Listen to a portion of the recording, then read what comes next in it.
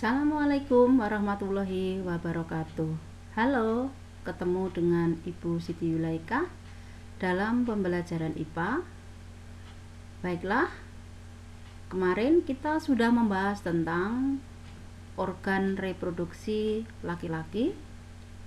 Dalam kesempatan ini, kita akan belajar tentang masih sistem reproduksi manusia, khususnya pada organ reproduksi wanita.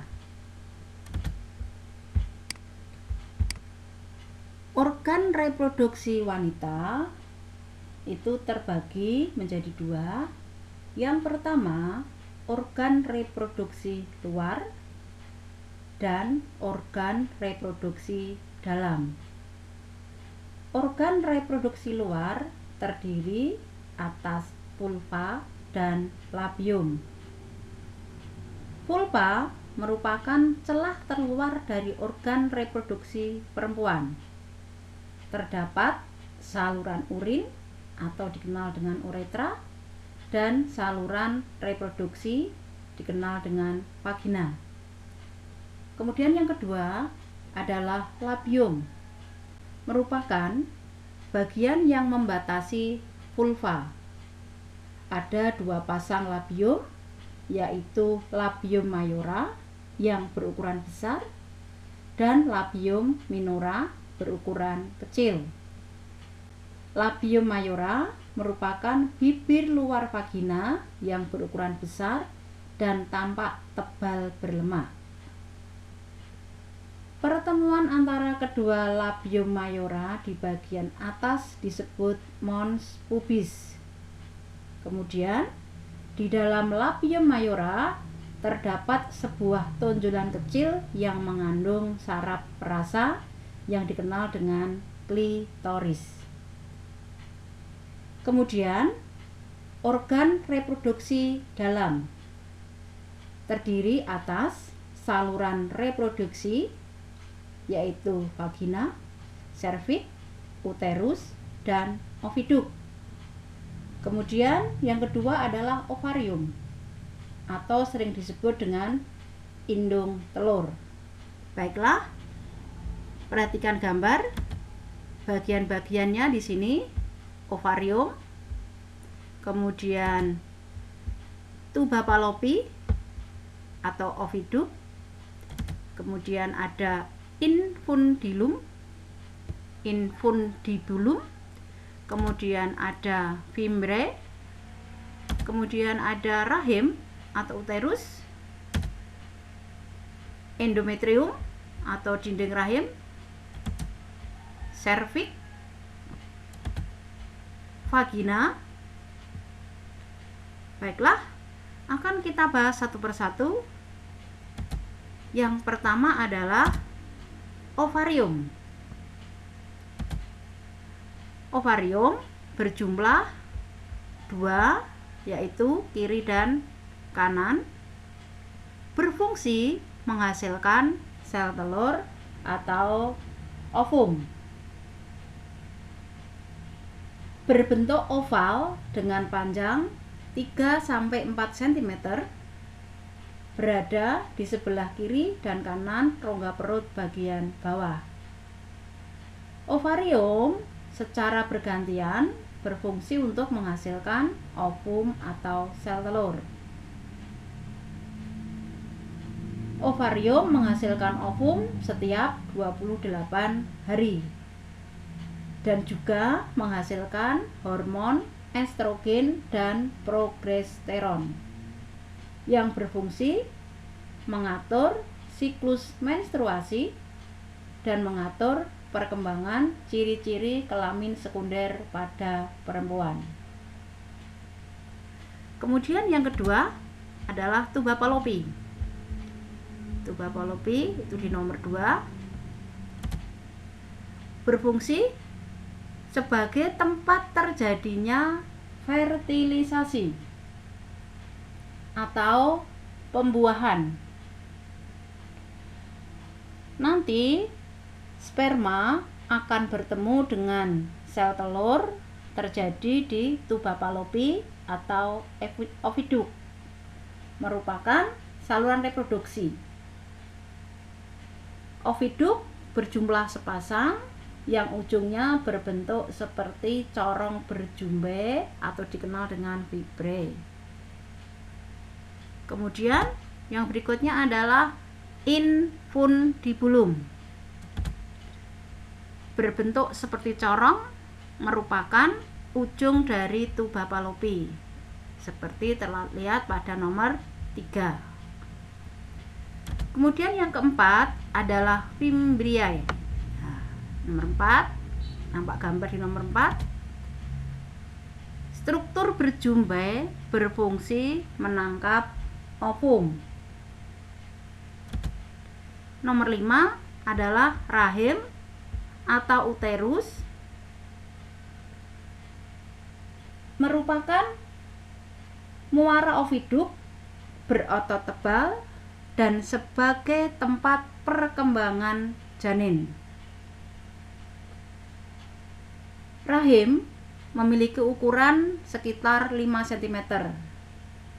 Pada saat mengalami hamil, rahim dapat mengembang hingga mencapai 30 cm sesuai ukuran janin yang ada di dalamnya.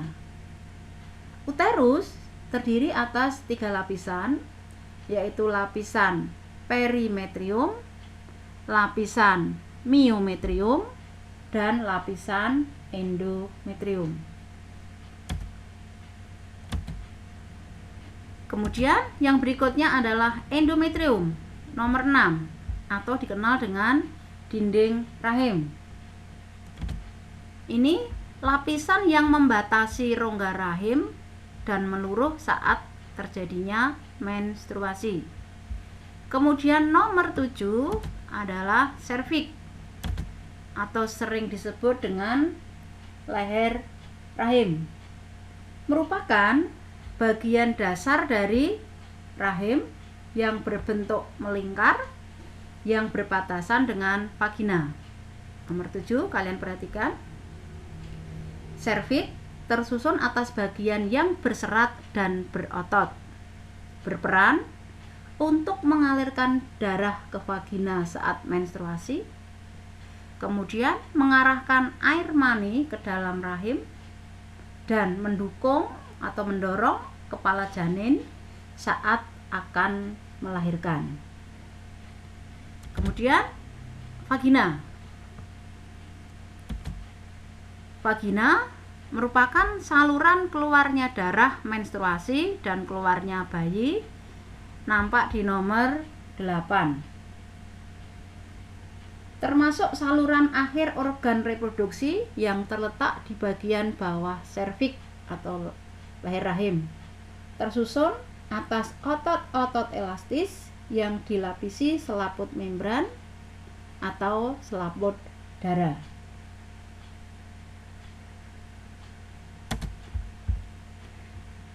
Pada ovarium terjadi peristiwa pembentukan sel telur atau ovum yang disebut dengan peristiwa oogenesis.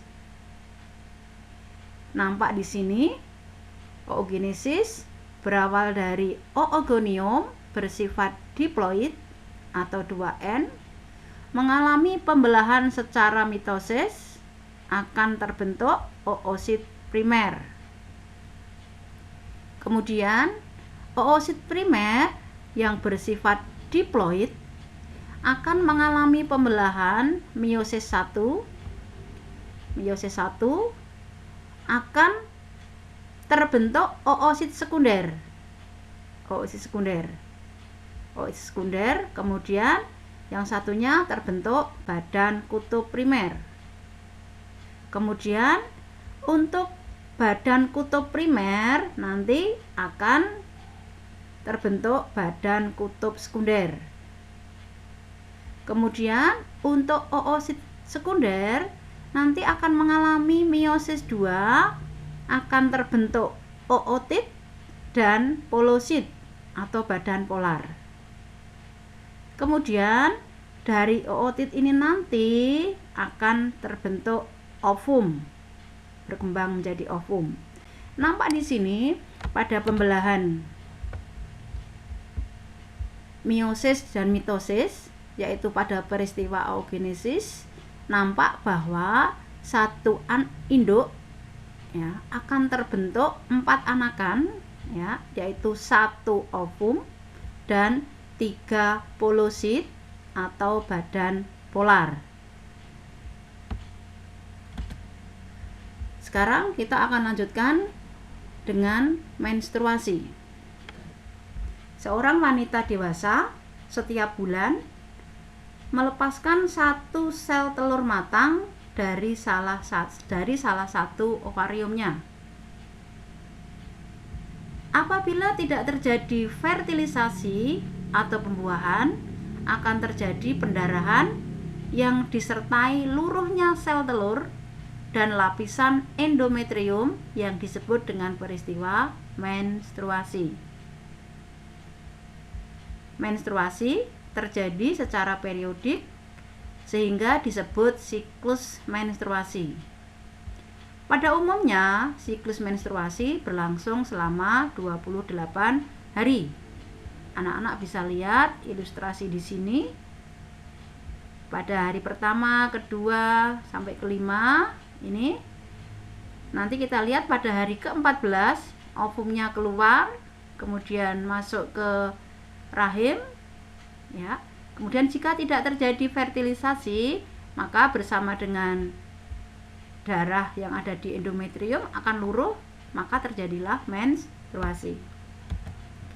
Sedangkan untuk fase siklus menstruasinya bisa kita perhatikan.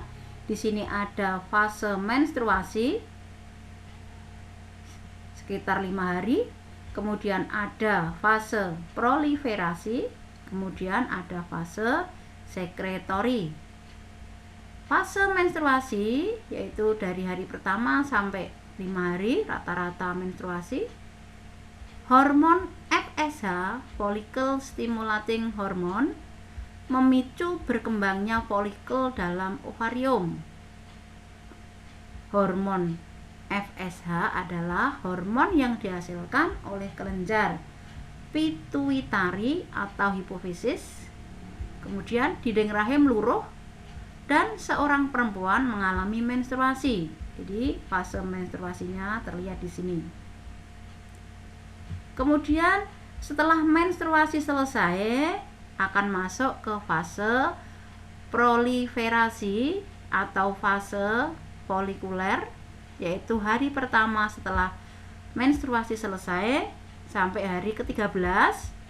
Ini folikel menghasilkan hormon estrogen dan hormon progesteron yang akan memicu dinding rahim untuk menebal. Jadi bisa kita perhatikan setelah mengalami menstruasi, dinding rahimnya menipis karena pembuluh darahnya meluruh. Kemudian pada hari pertama setelah menstruasi, nanti ini dinding rahimnya akan mulai menebal lagi. Fase ini dinamakan fase proliferasi. Sampai nanti pada hari ke-14 ini disebut dengan ovulasi, yaitu keluarnya ovum atau sel telur dari ovarium. Merupakan waktu yang tepat untuk dibuahi jika ingin menghasilkan keturunan atau sering disebut di masa subur, yaitu terjadi hari ke-14. Kemudian setelah mengalami ovulasi, nanti ada fase yang namanya fase sekretori atau fase luteal, yaitu hari ke-15 sampai akhir siklus. Pada fase ini, folikel menghasilkan hormon estrogen dan progesteron, menyebabkan jaringan penyusun dinding rahim rusak dan pembuluh darah yang ada pada dinding rahim pecah, sehingga perempuan ini atau wanita akan mengalami menstruasi kembali. Siklus menstruasi biasanya terjadi 28 hari. Untuk grafik hormon dalam siklus menstruasi bisa kita lihat di sini. ya ini hari pertama sampai hari kelima tadi, fase menstruasi. Kalian perhatikan hormon FSH-nya. Kemudian setelah itu fase berikutnya, kalian lihat di sini estrogennya mulai naik, LH-nya naik paling tinggi pada saat fase ovulasi atau keluarnya sel telur dari ovarium. Kemudian untuk progesteronnya, kalian perhatikan di sini fase menstruasi, fase kedua ovulasi, kemudian di sini setelah ovulasi progesteronnya akan mulai naik. Nah, anak-anak nanti bisa melihat masing-masing hormon ini kapan akan naik, kapan akan turun, bisa kalian pelajari dari grafik ini. Wanita yang berusia kira-kira 10-13 tahun, dalam tubuhnya dihasilkan hormon estrogen yang berperan memacu ovarium untuk menghasilkan sel telur, yaitu kurang lebih 400-450 buah pada ovarium kiri dan kanan. Selanjutnya, ovum akan dikeluarkan 1 buah setiap bulan. Peristiwanya disebut dengan ovulasi. Peleburan antara sel telur dengan sperma disebut pembuahan atau fertilisasi. Fertilisasi terjadi di dalam tuba Fallopi atau oviduk dan menghasilkan zigot.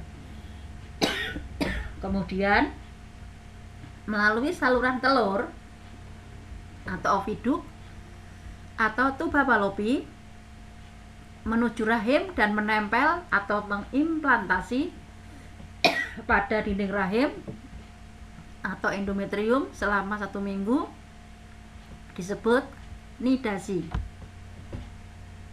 Wanita yang dalam kondisi ini disebut masa subur atau fertil. Sekarang kita akan bahas tentang fertilisasi dan kehamilan.